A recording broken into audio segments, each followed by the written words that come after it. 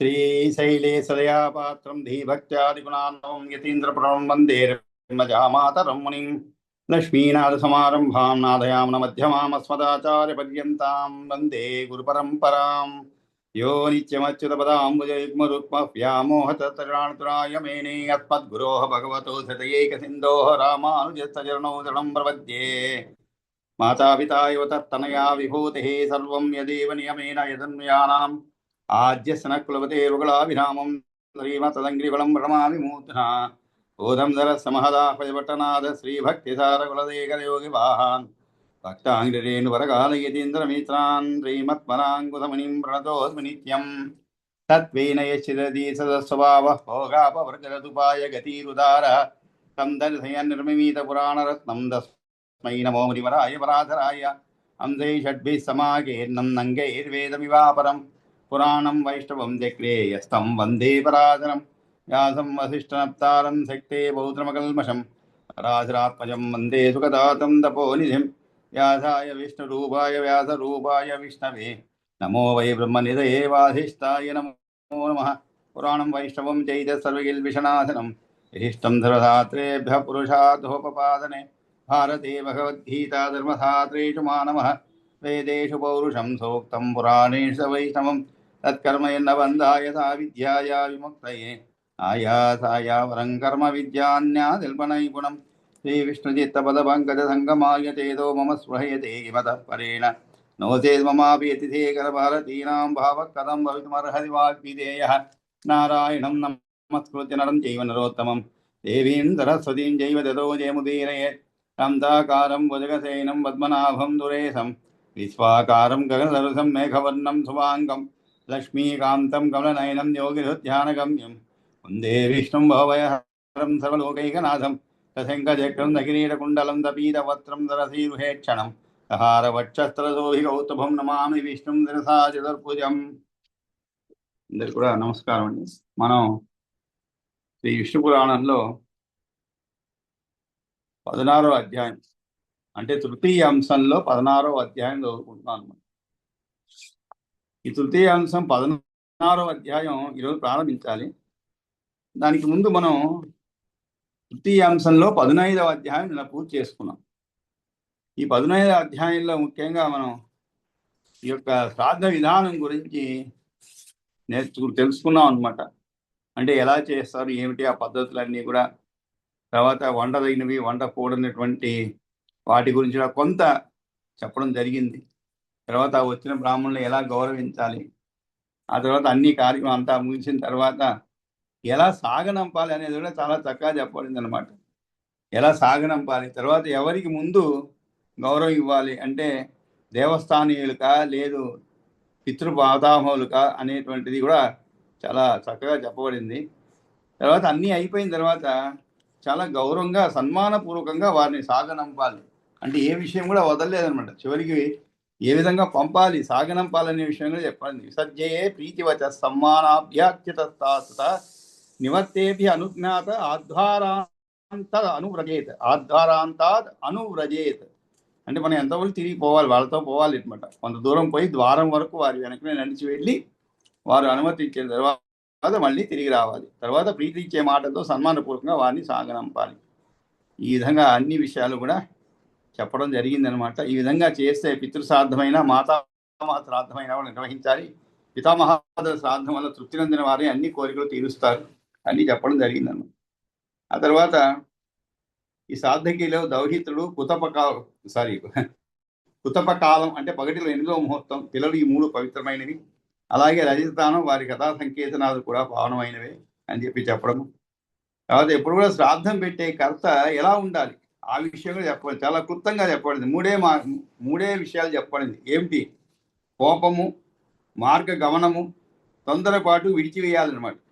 ఈ 3 భోక్తకు కూడా ప్రశస్తములు కావు, అంటే వచ్చిన వాళ్ళకు కూడా ప్రశస్తలు కావాలంట, వీళ్ళకే కాదు కర్తకే కాదు, ఆ భోక్తలు కూడా కోపం ఉండకూడదు। కొంత ఆలస్యం అయింది అనుకోండి మరి కోపంతో మాట్లాడకూడదు అనమాట। కొంత ఆలస్యం అయితే అంటే అనేక విధాలుగా అనేక కార్యక్రమం ఉంటాయి కాబట్టి చేయవలసినవి కొంత అటు ఇటు అయింది అనుకోండి కోపగించుకోకూడదు అనమాట। తొందరపాటు విడిచివేయాలి, ఇవన్నీ కూడా చెప్పడం జరిగింది। ఆ తర్వాత ఇవన్నీ చేసినందువల్ల ఈ విధంగా నియమబద్ధంగా నిర్వహించే వారి వంశాన్ని అంతటిని కూడా సాధన పెట్టేవారిని వృద్ధి పొందిస్తారు అని చెప్పి చివరి శ్లోకంగా 1000 మంది విప్రుల ముందు ఒక యోగి నిలబడితే ఆ యోగి యజమానుని భోక్తలు అందరినీ తరింపజేస్తారన్నమాట. ఆ యోగి యజమానుని భోక్తలను అందరినీ తరింపజేస్తాడు. కాబట్టి పితృగణం అంతా సోములపై ఆధారపడి ఉంది. చంద్రుడు యోగదారుడే ఉన్నాడు కాబట్టి శ్రాద్ధంలో యోగిని నియోజించడం మిక్కిలి శ్రేష్టమని చెప్పి చెప్పడం జరిగింది.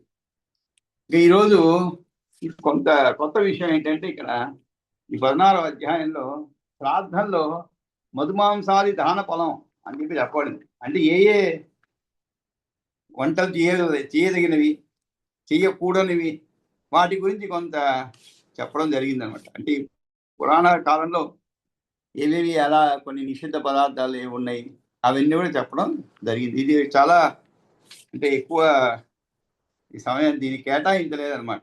ఒక 20 శ్లోకాలు మాత్రమే చెప్పబడింది అనమాట. కాబట్టి 20 శ్లోకాలు మనం చదువుకొని అర్థతాత్పర్యాలు చెప్పుకున్నాం. కాబట్టి ఈరోజు మనం విష్ణు పురాణంలో తృతీయ అంశంలో 16వ అధ్యాయంలో శ్రాద్ధంలో మధుమాంసాది దాన ఫలము అనేటువంటి విషయం పైన శ్లోకాలు చదువుకున్నాను. హవిష్యమస్య మాంసైస్తు శశస్య శకునస్య చ సౌకరశ్చాగలైలేయ రౌరవైర్గవయేన చ హవిష్యమస్య మాంసైస్తు శశస్య శకునస్య చ సౌకరశ్చాగలైలేయ రౌరవైర్గవయేన చ ఔరభ్రగవైశ్చ తథా మాసవృద్ధ్యా పితామహా ప్రయాంతి తృప్తిం మాంసైతు నిత్యం వార్ధీన స్వామిశై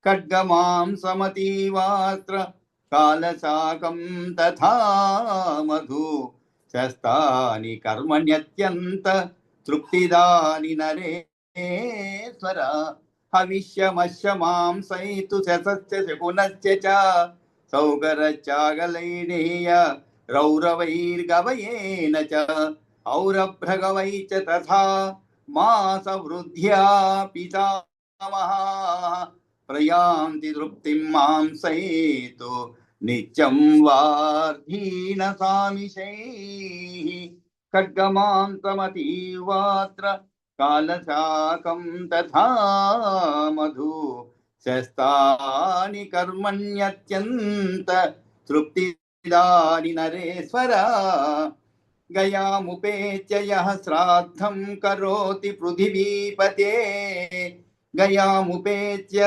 యః శ్రాద్ధం కరోతి పృథివీపతే సఫలం తస్య తజ్జన్మ జాయతే పితృతుష్టిదం ప్రశాంతికాః శనివారాః శ్యామకా ద్వివిధా తథా వన్యౌషధీ ప్రదానాస్తు శ్రాద్ధార్హాః పురుషర్షభ ప్రశాంతికాః శనివారాః శ్యామకా ద్వివిధా తథా వన్యౌషధీ ప్రధానాస్తు శ్రాద్ధార్హాః పురుషర్షభ యవాః ప్రియంగవో ముద్గా గోధూమా వ్రియహస్తిలా యవాః ప్రియంగవో ముద్గా గోధూమా వ్రీహయతిలా నిష్పావ కోవిదారాచ సర్షపాశ్చాత్ర శోభనా అకృతాగ్రయణం యచ్చ ధాన్యజాతం నరేశ్వర రాజమాషానణూం చైవ మసూరాంచ విసర్జయేత్ అకృతాగ్రయణం యచ్చ ధాన్యజాతం నరేశ్వర రాజమాషానణూం చైవ మసూరాం చ వివర్జయేత్ అలాభుం గుంజనం చైవ పలాండుం పిండమూలకం గాంధారకం కరంబాణి లవణాన్యౌషరాణి చ ఆరక్తాశ్చైవ నిర్యాసాః ప్రత్యక్షలవణాని చ వర్జ్యాని ఏతాని వై శ్రాద్ధే యచ్చ వాచా న సత్యతే అలాభం గుంజనం చైవ పలాండుం పిండమూలకం గాంధారకం కరంబాణి లవణాన్యౌషరాణి చ ఆరక్తా చైవ నిర్యాసాః ప్రత్యక్షలవణాని చ వజ్యాని ఏతాని వై శ్రాద్ధే యచ్చ వాచా న సస్యతే నక్తాహృతం న చ ఉత్సృష్టం తృప్యతే న చ యత్ర గో దుర్గంధీపే నిలం చాంబు శ్రాద్ధయోగ్యం న పార్థివా నక్తాహృతం న చ ఉత్సృష్టం తృప్యతే న చ యత్ర గో దుర్గంధీపే నిలం చాంబు శ్రాద్ధయోగ్యం న పార్థివా క్షీరమేకసపానాం యదౌశ్రమావికమేవ చ మార్గం చ మాహిషం చైవ వర్జయే శ్రాద్ధకర్మణి షణ్ణాపవిద్ధ చాండాల పాషండోన్మత్త రోగిభిః కృకవాకుస్వనగ్నై చ వానర గ్రామసూకరైః ఉదర్క్యా సూతకా శౌచి మృతహారై చ వీక్షితే శ్రాద్ధే సురాన పితరో భుంజతే పురుషర్షభ చండాపవిద్ధ చాండాల పాషండోన్మత్త రోగిభిః కృకవాకుస్వనగ్నై చ వానర గ్రామసూకరైః ఉదర్క్యా సూతకా శౌచి మృతహారై చ వీక్షితే శ్రాద్ధాతురాన పితరో భుంజతే పురుషర్షభ తస్మా పరిశ్రితే కుర్యాత్ శ్రాద్ధం శ్రద్ధా సమన్వితః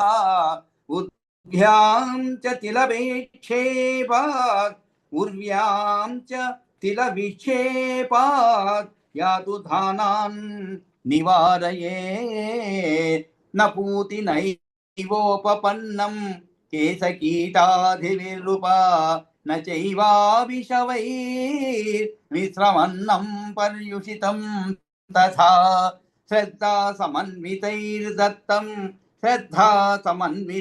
దత్తం పితృభ్యో నామ గోత్రతః యదాహారాతు తే జాతా తదాహారత్వమేతి తత్ శ్రూయతే చాపి పితృభిర్గీతా గాథా మహీపతే ఇక్ష్వాకోర్మనుపుత్రస్య కలాపోపవనే పురా అపి నస్తే భవిష్యంతి కులే సన్మార్గగామినః గయాముపేచయే పిండాన్ దాస్యంత్యస్మాకమాదరాత్ అపి నస్తే భవిష్యంతి కులే సన్మార్గగామినః గయాముపేచయే పిండాన్ దాస్యంత్యస్మాకమాదరాత్ అపి న స్వకులే జాయాత్ యో నో దద్యాత్రయోదతీం పాయసం మధు సర్పిభ్యాం వర్షాసు చ మఘాసు చ గౌరీం వా అప్యుద్వహేత్ కన్యాం నీలం వా మృషముసృజేత్ యజేత వా స్వమేధేన విధివద్దక్షిణావత గౌరీం వా అప్యుద్వహేత్ కన్యాం నీలం వా వృషముసృజేత్ యజేత వా స్వమేధేన విధివద్దక్షిణావత ఇతి శ్రీ విష్ణు పురాణే తృతీయాం తే శ్రాద్ధే మధుమాంసాదిదాన ఫలం నామ షోడశోధ్యాయ సమాప్త. కాబట్టి ఈ విధంగా 16వ అధ్యాయంలో మనం కూడా కొన్ని పాటిస్తూ ఉంటామండి. అంటే ఇటువంటి శ్రాద్ధ సమయాల్లో కొన్ని కూరగాయలు చేయకూడదని, కొన్ని కూరగాయలు చేయొచ్చని ఇవన్నీ ఉంటాయన్నమాట. ఇవన్నీ కూడా ఈ పురాణాల్లో నుంచి మన పూర్వీకులు దాన్ని పట్టుకొని దాన్ని ఆచరణలో పెట్టినందువల్ల దాన్ని మనం కూడా ఆచరిస్తున్నాం అన్నమాట. కాబట్టి మనకి తెలియకపోవచ్చు, ఇది పురాణాల్లో కూడా చెప్పబడింది అనే విషయం మనకి తెలియకపోవచ్చు. మన పెద్దలు చెప్తున్నారు, మనకు అదే వేదం అంతే. అదేవిధంగా మన పిల్లలకి మనం ఏం చెప్తామో అదే అదే వేదం. ఎందుకంటే ఎక్కువ మంది వేదాలు ఇవన్నీ కూడా చదువుకొని, పురాణాలు చదువుకొని వాటిని ఆకలింపు చేసుకొని మనం చేసే క్రియలో తప్పప్పులు తీసుకొని ఇవన్నీ కూడా అంత, అది కాకుండా ఇవి ఎప్పుడో జీవితంలో చరమావస్థలో చేసేటువంటి కార్యక్రమాలు అన్నమాట జీవితాల్లో. కాబట్టి వీటికి పెద్ద ప్రాధాన్యత ఇవ్వమని, అంటే మనం స్వయంగా నేర్చుకొని చేసుకోవాలి, తెలుసుకోవాలనేటువంటి శ్రద్ధ ఉండదు మనకి. ఎందుకంటే ఎవరో చేసుకున్న వాళ్ళు, ఇదే ఒక వృత్తిగా ఉండేటువంటి వాళ్ళు ఈ విషయాలన్నీ కూడా చక్కగా ఆకలింపు చేసుకొని అది కూడా శుచిగా శుభ్రంగా చేసేవాళ్ళనండి. ఈ రోజుల్లో అది కూడా కొంచెం కొంచెంగా నీరు గారి చేస్తున్నారు అనమాట. ఇదే కాదు, ఏది కూడా వివాహాలు కానీ ఏది కూడా, వివాహాలు చూసారంటే మీరు పంతులు గారు డ్యాన్స్ చేసే దాంట్లో ఎక్కువైపోయింది ఈ మధ్యకాలంలో. ఏ వివాహాలైనా సరే, దేవుడి పెళ్ళైనా మనుషుల పెళ్ళైనా సరే, ఆయన అదొక ఎక్స్ట్రా డ్యూటీ పడుతుంది మరి ఈ మధ్యకాలంలో. ఆ పెళ్లి కూతురు పెళ్లి కొడుతో పాటు ఈయన డ్యాన్స్ చేయడం ఇవి ఎక్కువైపోయినాయి అనమాట. అసలు విషయం తగ్గించేస్తున్నారు. అంటే వేదోక్తంగా వేద మంత్రాలతో పాటు వివాహాలు జరిపించడం, ఆ వాటిలో కొంచెం నీళ్లు కలిపేస్తున్నారు అనమాట. అంటే పాలల్లో నీళ్ళు ఎక్కువ శాతం అయిపోతుంది. వాటికి వదిలేసి వాళ్ళని ఎలా అట్రాక్ట్ చేసుకోవాలి, మళ్ళీ ఇంకెక్కడన్నా మనకి బేరం కుదురుతుందా దానిపైన, అంటే వ్యాపార విస్తరణ కోసం చేసేలాగా ఉంటుంది. ఈ మధ్యకాలంలో మరీ ఇవి ఎక్కువైపోయినాయి అనమాట. కాబట్టి అలా కాకుండా మనకి పురాణాల్లో మన ప్రాచీన వాంగ్మయంలో ఎలా చెప్పబడిందో వాడిని తూచా, అంటే ప్రాబ్లం ఏమవుతుందంటే మనం దానిపైన శ్రద్ధ ఉండటం లేదు. శ్రద్ధ ఉన్నా కూడా సమయం, ప్రతిదానికి సమయం సమయం అంటుంటాం అనమాట. నేను కూడా ఇలాగే ఆఫీస్లో పనిచేసే రోజుల్లో, అంటే ఒక సందర్భం చెప్తున్నా, అంటే మనం ఎలా ఉంటామంటే ఒక ఆఫీస్లో ఉండడం, పని చేయడం అంటే మనల్ని మనం అమ్ముకున్నట్లేనండి. మనం వాళ్ళకి బానిసలు అయిపోయినట్లే అనమాట. మనం ఒకరికి బానిసం, మనం ఎవరికి బానిసం, వాడు ఇంకొకరి బానిసకే అండి. ఎవరు కూడా ఎవరు ఒకరి దైవం తప్ప అందరూ ఎవరికో ఒకరి బానిసలు అనమాట. అరే వాళ్ళ అబ్బాయి తండ్రి చనిపోతే ఈయన పాపం చాలా శ్రద్ధగా మాసికాలు ఎప్పుడెప్పుడు వస్తాయి, సంవత్సరికం ఎప్పుడు, ఇవన్నీ కూడా లెక్క కట్టుకున్నాను అనమాట. కట్టుకొని పంతులు ఇస్తారు కదా, ఆ కర్మలు చేసినట్టు ఆయన దాన్ని తీసుకొని లీవ్ లెటర్ తయారు చేశాడు. నాకు ఈ రోజు బలానా రోజు, అంటే సంవత్సరం పొడుగు అనమాట. ఎప్పుడెప్పుడు తాను లీవ్ తీసుకుంటే ఎంతో శ్రద్ధతో ఎంతో వినయంతో అనమాట. అంటే క్రమశిక్షణ అది. అంతేగాని ఆ రోజు వచ్చిన రోజు సడన్ గా నేను సెలవులో పెట్టాలంటే దొరకకపోవచ్చు. కాబట్టి ముందుగానే రాసి ఇచ్చాడనమాట. ఆ పై అధికారి దగ్గరికి పోయాడు. ఆయన ఒకే మాట అన్నా, అయ్యా నువ్వు ఇప్పుడు శ్రాద్ధం చేయకపోతే ఏమవుతుంది అన్నాడు. ఎంత ఘోరమైన తప్పు చూడండి. నువ్వు శ్రాద్ధం చేయకపోతే ఏమవుతుంది అని అడిగాడు. చెప్పాడనమాట, అది మా ధర్మం అండి, హిందూ ధర్మం అది. అంటే ఆయన హిందువే, కానీ ఆయనకి అంత నమ్మకాలు లేవంటే ఇవన్నీ. ఆయన తండ్రికి ఏం చేయలేదు ఆయన. ఏదో ఆ 13 రోజులు ఏదో చేశాడు అంతే, కానీ ఇంకేం చేయలేదు ఆ తర్వాత. కాబట్టి ఆయన అడిగాడు అనమాట. అప్పుడు చెప్పాడు ఆయన, ఇది హిందూ ధర్మం అండి, చేసినందుకు ఏం ఫలితమో తెలియదు, కానీ చేయకపోతే మాత్రం అది మనసులో పశ్చాత్తాపం అనేది ఉంటుంది ఒకటి. ఆ పశ్చాత్తాపం అనేది మనిషిని ఎక్కడ దాకా తీసుకుపోదాం అని చెప్పలేమండి. పశ్చాత్తాపం అనేది మనిషిని అందుకే చెప్తుంటారు. ఈ చింత అనేది ఎలా ఉంటుందంటే, పశ్చాత్తాపం కానీ ఏదో చింత అనేది, మామూలుగా మనిషి చనిపోయిన తర్వాత చితిపైన పడుకోబెడతారు. అంటే అగ్ని ఆహుతి చేస్తారు శరీరాన్ని, చితాభస్మం అయిపోతుంది. కానీ చింత అనేది, అయ్యో అది చేయలేదే, అది అయ్యో అది చేయలేదే అనే చింత ఒకటి ఏర్పడిందంటే మనసులో, అది మనిషి బతికుండగానే కాల్చేస్తుంది. మనిషి చనిపోయిన తర్వాత కాల్చడం వేరు, ఇది బతికి ఉండగానే మనిషిని కాల్చేస్తుందన్నమాట. కానీ అది ఎవరికి ఆ చెయ్యాలనే శ్రద్ధ ఉంది. కానీ మర్యాదగా చెప్పాడు ఆయన, వెళ్ళలేదు. వినకుండా ఇప్పుడు చూద్దాం లేవయా అప్పుడు వచ్చు కాదా అన్నాడు అంతే. శాంక్షన్ చేయలేదు. కానీ ఈయన వాటికి ఈయన పోయేవాడు, ఏదో కారణం పెట్టి సెలవు పెట్టి తీసుకొని చేసేవాడు, బాగా శ్రద్ధగా చేసేవాడు. తర్వాత ఆయనకి తెలిసింది పై అధికారి, తెలిసి ఆయనకి పై అధికారి ఎవరో చెప్పినట్లుంది ఏదో సందర్భంలో. అప్పుడు ఆయన ఒకరోజు చివరి రోజు, అంటే సంవత్సరీకాలం ఎప్పుడు పిలిచాడు అనమాట. పిలిచి అప్పుడు అడిగాడు ఆయన, ఏమయ్యా సంవత్సరీకాలం ఎప్పుడు? అలాంటి రోజు అండి అని. నేను కూడా వస్తానయ్యా, మీ ఇంట్లో భోజనం చేస్తా అన్నాడు. అంటే మనిషిలో ఆయనలో కూడా ఒక మార్పు వచ్చిందన్న. అంటే ఇంత శ్రద్ధగా చేస్తున్నాడు ఈ అబ్బాయి అని చెప్పి ఎందుకు చెప్పారంటే, శ్రద్ధ అనేది ముఖ్యమండి ఏది చేసినా కూడా. ఒక శ్రాద్ధం అంటేనే శ్రద్ధ, శ్రద్ధ అంటే శ్రాద్ధం, అదే కాదు ఏ విషయంలో కూడా. కాబట్టి ఇక్కడ మనం ఈ పురాణాల్లో చెప్పినటువంటి విషయాలు మనం నేరుగా తెలుసుకునేటువంటి అవకాశాలు ఉండవు. కాబట్టి మన పెద్దలు ఆచరించింది మనం ఆచరిస్తున్నాము. కాబట్టి ఇక్కడ దాని కూడా చెప్పబడింది. ఎటువంటి ఆ రోజు చేసేటువంటి ఆహారాల్లో ఎటువంటి నిషిద్ధ పదార్థాలు ఏమిటి, అంటే కూరగాయలు కానీ ఏది కూడా చేయదగినవి ఏవి అనేటువంటి విషయం గురించి ఈ యొక్క 20 శ్లోకాల్లో చెప్పబడింది అనమాట. కాబట్టి హవిష్య మత్స్య మాంస ఇస్తున్నారు అవురు చెప్తున్నారు అనమాట. అంటే ఇక్కడ సదాచారం గురించి వచ్చిన ప్రసంగంలో భాగంగా అనుప్రసంగం అంటే శ్రాద్ధమునందు ఉపయోగించదగినటువంటి మరియు తగనటువంటి ద్రవ్యం గురించి 16వ అధ్యాయంలో ఉపదేశించాడు అనమాట.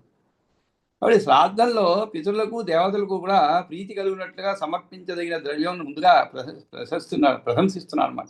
హవిష్యై అంటే ఒడ్లు, హవిష్యం అంటే బియ్యము మొదలు వానితో. ఇంకా కూడా ఏం చెప్పారు, మత్స్య మాంస ఇస్తూ అన్నారు. అంటే ముందుగా గల 9 జంతువుల యొక్క మాంసముల చేతను ఒక్కొక్క మాంసమునందు పెంచుకుంటూ పోయినందువల్ల పితామహులు పితరులు కూడా తృప్తిని పొందుతారు. రెండింటికి అన్వయం చెప్పుకోవాలి. అంటే ఏంటంటే హవిష్యము, తర్వాత మత్స్యాలు అంటే మనందరికీ తెలుసు. మాంస ఇస్తూ అన్నారు అంటే మాంసాలు. శస్య అంటే కుందేలండి. శకునస్య అంటే పక్షి అనమాట. ఆ విధంగా వరాహం, సౌకరస్య, అగలైనేయ అన్నారు. అగల అంటే వరాహం మేక. అదేవిధంగా రౌరవ అంటే కస్తూరి మృగము. గవయేచ అంటే కృష్ణ మృగము, గవయ మృగము, గొర్రె, వీటి మాంసాలు. అదేవిధంగా గవయ అంటే ఆవు పాలు, ఆవు పెరుగు, ఆవు నెయ్యి, వీటితో పితృగణాలు క్రమంగా ఒక్కొక్క నెలకు అధికంగా కలిపే మాంసాలతో ఎక్కువ తృప్తిని పొందుతుంటారు. అంటే ఒక్కొక్క నెల గడిచే కొద్దీ అడిషన్ అనమాట, ఇంకోటి యాడ్ చేస్తూ పోవాలి. అట్లా 11 నెలలు అంటే విషయాల ద్వారా 1 నెల, తర్వాత మత్స్య మాంసంతో 2 నెలలు. ఈ తీరుగా 11వ నెల వరకు కూడా మత్స్యముల యొక్క మాంసం ఆమిషం అంటే ఆహారం, మర్యాద, ఉపచారం ఉన్నది. ఆమిషం అంటే ఏంటండి, భోగింపదగిన వస్తువు అని అర్థం. కాబట్టి అంటే ఏంటి, మాంసము, కానుక, ఆశపడదగిన వస్తువు. రుర అంటే నల్లచార్ల దుప్పి, గవయ అంటే ఆవు వలె ఉండేటువంటి అడవి పశువు అనమాట. ఆవు వలె ఉండేటువంటి అడవి పశువు, గురుపోతు, అడవి ఆవు అంటారు. కాబట్టి రాజా శ్రాద్ధమునందు హవిష్యములు అంటే బియ్యము ఉన్నగు వారితో పాటు మత్స్యములను, జంతు మాంసములను పెట్టవచ్చునయ్యా. కుందేలు మాంసము, పక్షి మాంసము, అడవి పంది, మేకపోతు, లేడి, దుప్పి, ఆటవికమైనటువంటి మాంసములు వీటిని ఉపయోగించవచ్చు అని చెప్పాను. కాబట్టి ఇంకా ఔరభ్ర గవైశ్య అన్నారు. ఔరభ్ర గవైశ్య. ఇక్కడ ఉరభ్రము అంటే ఒక మేక జాతికి చెందినట్టు అనమాట. ఉరభ్రం అంటే ఇక్కడ ఔరభ్రగా అన్నారు. ఔరభ్రం అంటే ఏమిటి, ఆ మేకకు సంబంధించినది అని అర్థం. అంటే ఉరభ్రం అంటే మేక, దాని జాతి చెందినది. కాబట్టి దానికి చెందినటువంటి ఔరభ్యం అవుతుంది. గవ్యం అనగా ఏమిటి, పాలు. వీటితో సిద్ధం చేసే పాయసమైన సంవత్సరం దాకా ఆవు పాలతో లేక పాయసంతో కూడా అని శృతి చెప్పుతున్నందువల్ల మాంసముల నడుమ పట్టింపడినందువల్ల గోమాంసం అని కొందరు అంటున్నారు. అయితే అది కృత త్రేతాది యుగముకు చెందినది అని ఎంచాలి. కాబట్టి వాధ్రీన సమను వాని యొక్క, ఇక్కడ వాధ్రీనం అని ఒక చెప్పబడింది. మాంసైస్తు నిత్యం వార్ధీనస ఆమిషై అన్నారు. వార్ధీన అంటే అది ఒక రకమైనటువంటి పక్షి అనమాట. ఆ పక్షి మాంసంతో చేస్తే ఇంకా సంతృప్తి పొందుతూ ఉంటారు అని చెప్పి చెప్పడం జరిగింది. కాబట్టి ఇక్కడ వాధ్రీన సమనం అనేది శృతుల్లో బాగా చెప్పినటువంటిది. ఎలాగట్లయితే 3 విధాలుగా తాగేది అయినట్లు అయితే ఇంద్రియములను బలహీనపరుస్తుంది. తెల్లనిది అయినట్లయితే ముసలితనాన్ని తెచ్చిపెడుతుంది. అంటే వృద్ధ అజాపతి అని కొన్ని పుస్తకాలు ఉన్నది. దాని యాజ్ఞికులు వాధ్రీనసము అని శ్రాద్ధ కర్మలో చెప్తున్నారు. మామూలుగా ఏమవుతుందంటే నీళ్లను తాగుతున్నప్పుడు మూతి వలె దేని చెవులు కూడా మునుగుతున్నవో లేక తాగుతున్నవో దానిని స్త్రీ బింబము అంటారండి. అంటే మామూలుగా మనం ఎలా తాగుతామండి, నోటుతో తాగుతాం. ఒకవేళ జంతువులు ఉంటాయి కొన్ని, అవి నీళ్ళల్లో పెట్టిన ముక్కు పెట్టిన నోరు పెట్టి తాగుతూ ఉంటాయి అనుకోండి. ఆ సమయంలో వాటి చెవులు కూడా నోరులాగే మునుగుతాయి అనుకోండి నీళ్ళల్లో. ఎంత పరిశీలన చూడండి. అలా తాకుతుంటే మునుగుతున్నావో లేక తాకుతున్నావో దానిని త్రిపిబము అంటారు. త్రి అంటే 3 కాదండి. త్రిపిబము అంటే ఏమిటి, త్రిపిబము అంటే 3తో నీళ్లు తాగేలాగా ఉంటుంది. కానీ చెవులు ఊరికే అలా తాకుతూ ఉంటాయన్నమాట. లేకపోతే నల్లని మెడ, ఎర్రని తల, తెల్లని రెక్కలను కలిగిన పక్షి అని చెప్పుకోవచ్చు. అంటే దీంతా కూడా వాద్రీనసం అని పేరు చెప్తున్నాను. ఇది పక్షి అని, గొడ్డు, పశువు అని చెప్పేవాళ్ళు ఉన్నారు. కాగా వాద్రీనసమునకు మరొక పర్యాయ పదం గండకము అని, అనగా ఖడ్గమృగం అని కూడా ఉన్నదనమాట. పంచనకా భక్ష్యాహ అని చెప్పిన వాటిలో ఇది కూడా ఒకటి కనుక ఇది జంతువుగా గుర్తించవచ్చు. పక్షి అని కొన్ని నిఘంటువులు చెబుతున్నాయి, పక్షి విశేషాలు తెలుపుతున్నాయి అనమాట. కాబట్టి ఈ విధంగా ఇంకా మేకపోతు, గోమాంసం ఇవన్నీ చెప్తూ వస్తామండి, ఏవేవి ఆ సాధనలో ఉపయోగించగలిగినవి. కాబట్టి ఈ విధంగా ఒక శ్లోకం కూడా చెప్పండి దీని గురించి. అశ్వాలంబం గవాలంబం సన్యాసం ఫలపైతృకం దేవరా సుతోత్పత్తి కలౌ పంచ వినిందితా. అంటే కలియుగం నందు అశ్వమేధయాగము, గోమేధయాగము, సన్యాసం పుచ్చుకొనుట, శ్రాద్ధంలో మాంసం పెట్టుట, దేవరుని వలన కొడుకును కనుట కలియుగం నందు నిషేధింపబడినవి అనమాట. అంటే తన మగని సోదరుడు, తమ్ముడు, దేవుడు కనుక మాంసము శ్రాద్ధంలో పెట్టుట ఈ యుగధర్మము కాదు. అంటే మనకి చాలా మందికి సందేహం రావచ్చు, ఇవన్నీ పురాణాల్లో చెప్పబడింది కదా, మరి ఈ రోజుల్లో ఎవరు మాంసాలు అన్నీ ఉపయోగించలేదండి. ఈవెన్ మాంసం రోజు తినేవాళ్ళు కూడా శ్రాద్ధాల్లో పెట్టరు వాళ్ళు, ఎందుకంటే ఈ నిషేధము. ఈ యుగధర్మాన్ని అనుసరించి ఈ కలియుగంలో ఇది శ్రాద్ధంలో పెట్టి ఈ యుగధర్మం కాదు అన్నమాట. కానీ కొన్ని ఉంటాయి, యుగధర్మాలని కొన్ని ఉన్నాయి, అంటే ఆ యుగంలో అవి ఆచరించదగినవి అన్నమాట. కాబట్టి అలాంటి దాంట్లో అశ్వాలంబం, గవాలంబం, సన్యాసం, ఫలపైతృకం, దేవరాత్ చ సుత ఉత్పత్తి అన్నారు. దేవరాత్ చ సుత ఉత్పత్తి కలౌ పంచ వినిందిత. కలౌ అంటే కలియుగనందు ఈ 5 కూడా నిషేధమైనది అన్నమాట. ఏమిటి 5? అశ్వమేధయాగము, గోమేధయాగము, సన్యాసం పుచ్చుకొనుట, శ్రాద్ధంలో మాంసమును పెట్టుట, అంతేకాదు దేవరుని వలన కొడుకును కనుట కలియుగంలో నిషేధింపడి. ఇక్కడ దేవరుడు అంటే ఎవరు? దేవరు అంటే హిందీలో మామూలుగా దేవరు అంటుంటారు. అంటే మగని యొక్క సోదరుడు, తమ్ముడు. మగని యొక్క సోదరుడు, తమ్ముడు. ఒకవేళ భర్త వలన ఏదో కారణాల వలన అబ్బాయి అంటే ఈ ధర్మం కాదు, ఈ యుగధర్మం కాదండి. ఇంతకుముందు యుగధర్మాలు అవన్నీ కూడా, ఇప్పుడు కాదు. కాబట్టి అలాంటి సందర్భాల్లో మగని సోదరుడు అంటే తమ్ముడు దేవరుడు. కాబట్టి అతని ద్వారా పుత్ర సంతానం కోసం, అంటే వంశ అభివృద్ధి కోసము ఆ విధంగా చేయడం నిషేధం కాదు, కానీ ఇప్పుడు నిషేధం అని చెప్పబడింది అన్నమాట.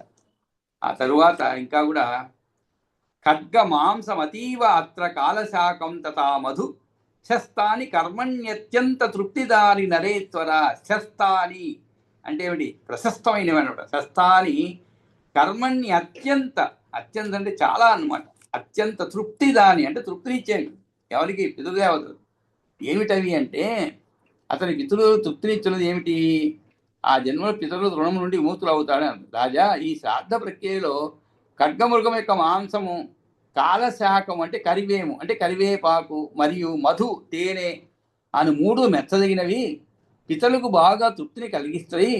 ఇది ఇట్లా ఉంటుండగా ఎవడైతే గయాక్షేత్రమునికి వెళ్ళి శస్తాని కర్మణ్ణి అత్యంత తృప్తిదాని నరేశ్వర ఖడ్గమాంసం అతీవాత్ర కాలశాకం తథా మధు అని చెప్పి ఇంకో విషయం వాడు చెప్తున్నారు. ఏమిటి? గయాం ఉపేత్య శ్రాద్ధం కరోతి పృథివీపతే సఫలం తస్య తజ్జన్మ జాయతే పితృతుష్టితం. మహీపతి గయకు వెళ్ళి పితృదేవులకు తృప్తిదాయకంగా శ్రాద్ధం పెడితే అతని జన్మ సఫలం అవుతుంది. అది ఈ రోజుల్లో చాలామంది అంటే ఒకటండి, పాత రోజుల్లో కొంచెం రవాణా సౌకర్యాలు చాలా తక్కువగా ఉండేది. కాబట్టి ఒకసారి గయాకు పోయారంటే మళ్ళా కాశీ కానీ గయా ఇవన్నీ కూడా పోయి రావాలంటే కొంచెం ఇబ్బందులు ఉండేవన్నమాట. దూర ప్రయాణం చేయాలంటే పాత రోజుల్లో చాలా ఇబ్బందులు ఉండేవి. నడుచుకుంటూ పోయేవాళ్ళు, అలా మరి పాత రోజులు లేదు, ఎడ్ల బండిలో కూడా పోయేవాళ్ళు. ఎంత దూరం అయినా కూడా హాయిగా ఎడ్ల బండి కట్టుకొని ఊరు చివరి ఎక్కడో ఉండి అట్లా నెమ్మదిగా పోయేవాళ్ళు. కాబట్టి పోయినవాడు మళ్ళా వస్తాడో రాదో తెలియదు, అలా ఉండేది అనమాట ఆ రోజుల్లో. కానీ ఈ రోజుల్లో మనకి సౌకర్యాలు చాలా ఉన్నాయి. ఈరోజు పొద్దున్న 7 గంటలకు బయలుదేరి ఫ్లైట్ ఎక్కి ఢిల్లీలో దిగేసి గయాకు పోయి శ్రాద్ధం పెట్టుకొని మరుసటి రోజు రాత్రి ఇంటికి వచ్చేస్తున్నారు. గయానే కాదు, ఎక్కడైనా పోతున్నారు, ఎక్కడైనా వస్తున్నారు. కాబట్టి ఈ మధ్య కాలంలో వీటిపైన కూడా కాస్త అవగాహన పెరిగింది. అంటే మరి పురాణాలు చెప్పినందువల్ల తెలియదు మొత్తానికి. ఈ గయా శ్రాద్ధాలు అంటే గయకు పోయి వచ్చి అలా అక్కడికైనా పితృదేవతలకు తృప్తిదాయకంగా శ్రాద్ధం పెడితే అతని జన్మ సఫలం అవుతుంది అనేటువంటి విషయాన్ని కూడా ఇక్కడ చెప్పడం జరిగింది అన్నమాట. కాబట్టి గయకు వెళ్ళి గయాం ఉపేత్య యహ అంటే ఎవరైతే శ్రాద్ధం కరోతి పృథివీపతే సఫలం తస్య తజ్జన్మ, ఆ జన్మ శ్రాద్ధం అలా పెడితే సఫలమైనట్లు, పుట్టుక సఫలం అవుతుంది అన్నమాట. ఎక్కడ గయాక్షేత్రం వెళ్ళి శ్రాద్ధం చేస్తున్నాడో వాని పుట్టుక సఫలం అవుతుంది, పితరులకు మిక్కిలి సంతోషాన్ని కలుగజేస్తుంది, అతడు పితృరుణం నుండి విముక్తుడు అవుతాడు. సఫలం తస్య తజ్జన్మ జాయతే పితృతృష్టిదం. అంటే ఇప్పుడు పెట్టని వాళ్ళు విచారించిన అవసరం లేదండి, ఇదన్నీ పెడితేనే అనమాట. కాబట్టి అయ్యో నువ్వు పెట్టలేదే మరి నా జన్మ సఫలం కాదంటే అలాగేం లేదండి. మన జన్మ కూడా సఫలమే. శ్రద్ధతో ఏదైనా చేస్తూ ఉంటే కాస్త కూస్తో సఫలమే మన జన్మ కూడా. మన సౌకర్యము, మన ఆరోగ్య పరిస్థితి లేదు, అన్నిటి మనం ఎంత తీవ్రంగా అనుకుంటే కూడా అది అవ్వదండి. అంటే దైవ నిర్ణయాలు ఉంటాయి కొన్ని, మీరు ఎంతైనా ప్రయత్నించండి, ఆ సమయం రావాల్సిందే అనమాట. ఇదే కాదు, మనం ఏదో ఒక గుడికి పోవడం కానీ, గయా కానీ, కాశీ కానీ, ఏది కూడా ఇటువంటి పుణ్యక్షేత్రాలు పోవడం అనేది అది ఒక దేవుడి దయ, అంటే ఆయన యొక్క కరుణ ఉంటేనే జరుగుతుంది. ఇంకొక గొప్ప విషయం ఏంటంటే చాలామంది ప్రయత్నం చేస్తుంటారు తిరుమలకి రావాలని, దైవ దర్శనం చేసుకోవాలని, కానీ అవదు. ఏదో ఒక ఆటంకాలు వస్తూనే ఉంటాయి. చిన్న గుడి పోవాలన్నా ఆటంకం వస్తూనే ఉంటుంది. కాబట్టి ఇవన్నీ కూడా మనం చింతించవలసిన అవసరం లేదు. ఆయన భక్తి, ఆయన కరుణ లేదు అంతే అనుకోవాలి అంతే. నిన్న అందరికీ తెలిసే ఉంటుంది, ప్రెసిడెంట్ ముర్ము గారు మొన్న పూరిలో జగన్నాథ రథయాత్ర ప్రారంభమైంది. అంటే కొంచెం లౌకిక విషయాలు చెప్పుకుంటే కొంచెం బాగుంటుంది పాట వినేందుకు. ఇస్తే ఆమె ఒరిస్సాకు సంబంధించినట్టు ఆమె, ఆ పూరి నుంచి కాస్త చాలా దూరం వాళ్ళ ఊరు, ఆమె పుట్టి పెరిగిన ఊరు అనమాట. కాబట్టి పూరి ఇప్పటిది కాదు కానీ ఇప్పటి నుంచి అందరికీ తెలిసినట్టు. ఆమె అప్పుడు చాలా జగన్నాథుడు వాళ్ళ ఇంట్లో ఎప్పుడు జగన్నాథుని కొలుస్తూ ఆమె రాసింది, ప్రత్యేకంగా ఒక వ్యాసం రాసింది, ఈనాడులో ప్రచురితమైంది. చాలా చక్కగా రాసింది ఆ వ్యాసం.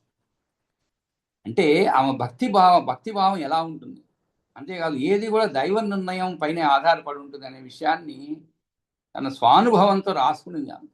చాలా గొప్పగా విషయం, ఏ చిన్న విషయం అయినా కూడా చాలా విధానం, తెలిపిన విధానం చాలా హృదయానికి హత్తుకునేలా ఉంది. సరే, ఆమె చిన్నప్పటి నుంచి అనుకునేది, ఎందుకంటే వాళ్ళ ఇంట్లో వాళ్ళ తల్లి గారు, వాళ్ళ అమ్మమ్మ, వాళ్ళ నాన్నమ్మ అందరూ కూడా జగన్నాథ భక్తులే అనమాట. ఇంట్లో ఎప్పుడు కూడా కీర్తనలు అవన్నీ జరుగుతూ ఉంటాయి అన్నమాట. జగన్నాథుడి పైన గీతాలు, భజనలు అన్నీ జరుగుతూ ఉంటాయి. కానీ ఆమె పోయేందుకు ఎప్పుడూ అవకాశం రాలేదండి. చివరికి ఎప్పుడో డిగ్రీ చదివేటప్పుడు ఎవరో వాళ్ళ స్నేహితులతో కలిసి భువనేశ్వర్ రావడం, తర్వాత పూరి జగన్నాథ్ చూడడం, ఆ చూసిన తర్వాత చాలా అంటే భక్తిభావంతో హృదయం అంతా కూడా నిండిపోయిందని అయిపోయింది. ఆ తర్వాత అదే ఒక్కసారి చూస్తుంది. ఆ తర్వాత ఆమె మళ్ళా పోవాలనుకుంటే పోవటానికి అవకాశమే రాలేదంట. ఎన్నోసార్లు ప్రయత్నించి చివరికి ఆమె పెరిగి పెద్దదైన తర్వాత ప్రెసిడెంట్ నామినేషన్ వేశారనమాట. ఆ నామినేషన్ వేసే సమయానికి జగన్నాథ రథయాత్ర జరుగుతుంది, ప్రారంభమవుతుంది. అప్పుడు ఆమె ఢిల్లీలో ఉండిందంట. ఇవన్నీ ఆమె రాసుకున్న కదా. ఎందుకు చెప్తున్నా అంటే భక్తి అనేది మనలో ఉంటుంది, కానీ ఆ అనుగ్రహం ఉండాలి. అనుగ్రహం ఉంటేనే మనం పోగలుగుతాం. కొండకు పోయి కూడా దర్శనం అవ్వకుండా వెనక్కి వచ్చిన సందర్భాలు ఉంటాయి. అందుకని మనం చింతించే అవసరం లేదు. ఆయన అనుగ్రహం లేదు అంతే, మనం ఏం చేస్తాం దానికి. ఆయన అనుగ్రహం లేదు. సరే, చివరికి నామినేషన్ వేసాను పోయిందని అక్కడ ఉండిపోయింది అనమాట, రాలేకపోయింది. సరే, ఆమె గెలవడము, ప్రెసిడెంట్ అవ్వడం మనందరికీ తెలుసు. ప్రెసిడెంట్ అయిన తర్వాత కూడా చాలా కాలం ఎప్పుడు అనుకుంటూ ఉండేది పోవాలి. మరి ప్రెసిడెంట్ గారు బయలుదేరాలంటే దానికి చాలా, మనలాంటి వాళ్ళు బయలుదేరి ఎప్పుడు అర్ధరాత్రి అనుకుంటాడో మనం లేచి వెళ్ళిపోవచ్చండి. కానీ ప్రెసిడెంట్ అనుకుంటా, కానీ ప్రెసిడెంట్ పోవాలంటే దానికి చాలా ఉంటాయి, ప్రోటోకాల్ అవి ఉంటాయి. ఆ రాష్ట్రంలో వాళ్ళు దానికి తగినట్టు సౌకర్యాలు చేయవన్నీ చాలా రోజులు ఎదురు చూసిందండి. ఒకరోజు ఉన్నట్టుండి అనుకునిందండి, నేను ఏదో తప్పు చేశాను, అలా తప్పు చేసి ఉంటే నన్ను మన్నించమని చెప్పి ప్రార్థించిందండి. చాలా ఆశ్చర్యము, ఆమె ప్రార్థించిన 3వ రోజు 4వ రోజు ఈమె ఒరిస్సా ప్రయాణము ఖరారయింది అనమాట. అందులో ముఖ్యంగా పూరి ప్రయాణం. సరే, వచ్చిందంటే కారులో ఒక 2 కిలోమీటర్లు ఉంటుందండి. అంటే నేను విజిట్ చేశాను, మీరు చాలా మంది పోయి ఉండదు. నేరుగా గుడి నుంచి ఒక 2 కిలోమీటర్లు నడవాల్సి వస్తుంది, 1.5-2 కిలోమీటర్లు. పెద్ద దారి అనమాట, ట్రంక్ రోడ్డు లాగా ఉంటుంది. ఆమె కారు ప్రెసిడెంట్ మరి గుడి వరకు పోతుంది అనమాట. కానీ ఆమెకి అక్కడ పోగానే ఆ 2 కిలోమీటర్ల దూరంలో ఉండంగానే కారు నిలిపి తాను స్వయంగా చెప్పులు లేకుండా అలాగే నడిచి వెళ్ళింది అంటాడు. భక్తి భావం చూడండి ఎలా ఉంటుంది అనేది. భక్తి ఆవేశం అంటారు. అందుకే ఆ భక్తి ఆవేశంలో నడిచి అలాగే గుడి వరకు పోయి దైవ దర్శనం చేసుకొని ఆ భక్తితో కింద మట్టి అందులో ప్రెసిడెంట్ అంటే దానికి బాగా చక్కగా అరేంజ్ చేసి ఉంటారు. అవన్నీ వదిలేసి ప్రోటోకాల్ వదిలేసి రక్షణ అన్ని కవచాలన్నిటి కూడా తెంపు వెళ్ళిపోయింది అనమాట. ఆ భక్తి భావన నిండిపోయి కన్నీళ్ళ పర్యంతం అయిందండి. ఇలా రాసుకొచ్చింది అనమాట. చాలా చక్కగా అనిపించింది. వీళ్ళంతా వీరుంటే చదవండి, ఈనాడులో వచ్చింది మన రథయాత్ర రోజే అన్నమాట. ఎందుకు చెప్తున్నా అంటే ఇలాగా ఆ శ్రద్ధ భక్తి ఉండొచ్చు మనకి. గయా పోలేకపోయారు, చాలా మంది అనుకుంటారు పోవాలని, కానీ పోలేరు అందరూ కూడా.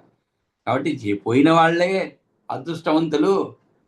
అయ్యో మనమంతా ఏదో పాపాలు చేసాం అనుకునే అవసరం లేదు. ఏ రోజు అవకాశం వస్తుంది, అక్కడ పోయి మనం చేసేటువంటి అవకాశం రావచ్చు మనకి, మన పితృలకి. గజాముపేచయ శ్రాద్ధం కరోతి పృథ్వీపతే సఫలం తస్య తజ్జన్మ జాయతే పితృదృష్టిదం. ఇంకా కూడా ప్రశాంతికాః స నీవారాః శ్యామక దివిదాత్ తథా వన్యౌషధి ప్రధానాత్తు శ్రాద్ధార్హాః పురుషర్షభ. ఇక శ్రాద్ధంలో పురుష ఋషభ అంటే రాజా అని చెప్పుకోవచ్చు మనం. ఓ పురుష పుంగవా అని సంబోధిస్తున్నాను అనమాట. పురుష పుంగవా. ఇంకా కూడా ప్రశాంతికాః అంటే కొన్ని అడవిలో దొరికేటువంటి తృణధాన్యాలు అనమాట. వన్య ఔషధి ప్రధానాస్తు, వన్య ఔషధి ప్రధానాస్తు అన్నారు.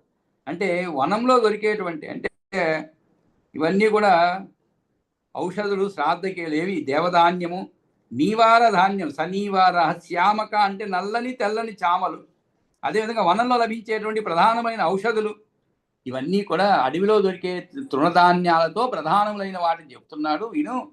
ఇవి శ్రాద్ధంలో పెట్టదగినవి. ప్రశాంతికములు అడవి వడ్ల వంటివి, తెల్లని ముండ్లను కలిగి ఉండేవి. నిర్వరి ధాన్యం అంటే చామలు రెండు రకమైనవి, నల్ల తెల్ల. కాబట్టి ఇవన్నీ కూడా శ్యామాకములు అంటే రెండు విధాలండి. అవి తెల్లని నల్లని అని. ఇవే చామలు. వన్యౌషధుల్లో ప్రధానములు చెప్పబోతున్నాం. కాబట్టి ఈ విధంగా వీటిని అన్నిటిని కూడా ఉపయోగించదగినవి. యవాహ ప్రియంగవో ముద్గా గోధూమ వ్రీహయ స్థిలా వ్రీహయ తిలా నిష్పవా కోవిదారాశ్చ. ఇంకా కూడా ప్రియంగవములు అంటే కొర్రలు. ఈ రోజుల్లో ఇవన్నీ పాపులర్ అవుతున్నాయి. మళ్ళీ కొర్రలు ఇలాంటి ధాన్యాలు మనం కూడా ఉపయోగిస్తున్నాం ఈ మధ్యకాలంలో. అంటే కొంచెం ఆరోగ్యం గురించి కాన్షియస్నెస్ పెరిగింది అనమాట. అంటే మన ఆరోగ్యం కాపాడుకోవాలి అందుకని చెప్పి ఈ బియ్యం తీసేసి దాని బదులు ఈ కొర్రలు ఇలాంటివన్నీ ఉపయోగిస్తున్నాం అనమాట. కాబట్టి ఈ కొర్రలు, పెసలు, కొర్రలు, వ్రీహయ అంటే శరత్కాలం నాటికి పండే ధాన్యములు, ఒడ్లు, నిష్పావములు అంటే అనుములు, కోవిదారములు ఇవి ఎర్ర కాంచనపు చెట్లు, వీటి పండ్లు, సర్షపాహ అంటే ఆవాలు, అది కూడా సర్షప అంటే తెల్లని ఆవాలు అనమాట.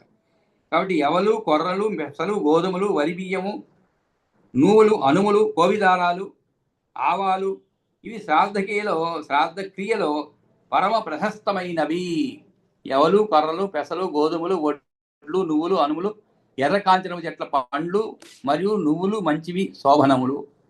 ఆ తరువాత అకృత్యాగ్రయణం యచ్చ ధాన్యజాతం నరేశ్వర రాజమాషాణనుచైవ రాజమాషాణ అనుచైవ అనుంశైవ మసూరాంచ వివర్జయేత్ అన్నారు. వివర్జయంతో వదిలిపెట్టాలి. కాబట్టి ఇప్పుడు ఏం చెప్తున్నారు ఆయన? వదలదగిన వాటిని చెప్తున్నాడు. ఏమిటవి? అకృతాగ్రయణం అన్నారు.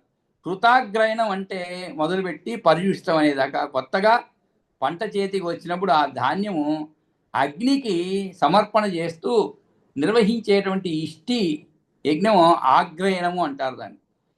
దీన్ని గ్రామాల్లో కొత్త పెట్టుకోవడం అంటారన్నమాట. ఆ విధంగా ఆ ఇష్టిలో ఉపయోగింపబడనిది దాన్ని ఏమంటారు? అకృతాగ్రయణం అంటారు. అంటే ఆగ్రయనిష్టిచే సంస్కరించబడనేటువంటి ధాన్యం నుండి వచ్చే బియ్యం, అటువంటి బియ్యము.